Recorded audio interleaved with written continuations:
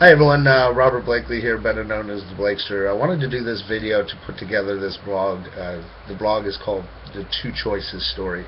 I read this actually some time ago online, and it literally helped change my perception on how I wanted to wake up and live every day of my life. I hope that after listening to this story of two choices that it will have a similar impact on you as well. If this story moves you, I just simply ask that you consider sharing it with others to help brighten their day as well. As you read or listen to this, simply replace the name that you're going to hear for yours and see if this story actually resonates with you. I want you to remember as well, it's the choices that we make on a daily basis that impact the way we all live in today's society. I hope this story will fill your heart with joy, your mind with wisdom, and your lungs with the breath of fresh air. I want you to stay blessed in all you do. Sit back, relax, and I hope you enjoy. The story is called The Two Choices Story. The author is unknown, but it's based off of a true story. And it goes a little like this.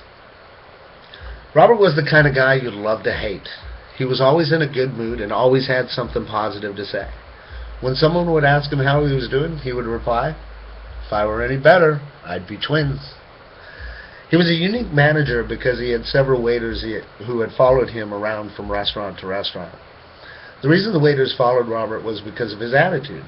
He was a natural motivator. If an employee was having a bad day, Robert was there telling the employee how to look at the positive side of the situation. Seeing this style really made me curious, so one day I went up to Robert and I asked him, "I don't get it. You can't be a positive person all of the time. How do you do it?"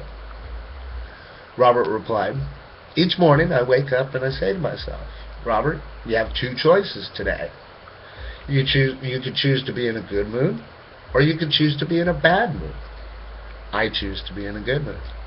Each time something bad happens, I can choose to be a victim, or I could choose to learn from it. I choose to learn from it.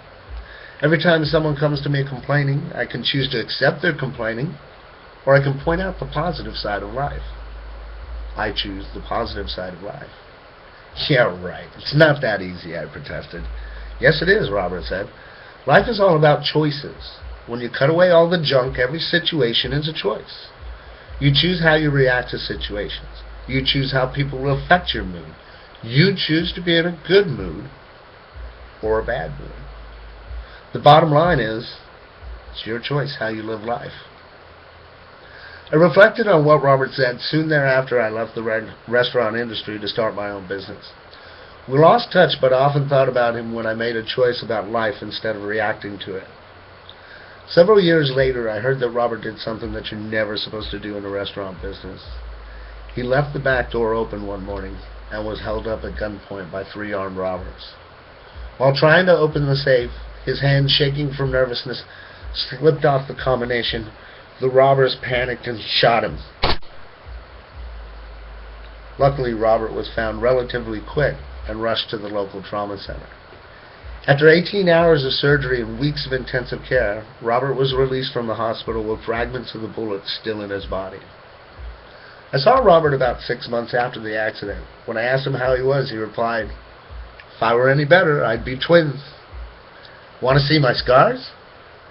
I declined to see his wounds, of course, but I did ask him what had gone through his mind as the robbery took place.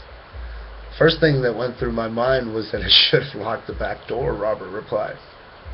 Then as I lay on the floor, I remembered that I had two choices. I could choose to live, or I could choose to die. I chose to live. "Weren't you scared? Did you lose consciousness?" I asked. Robert continued, "The paramedics were great, but they kept telling me that I was going to be fine.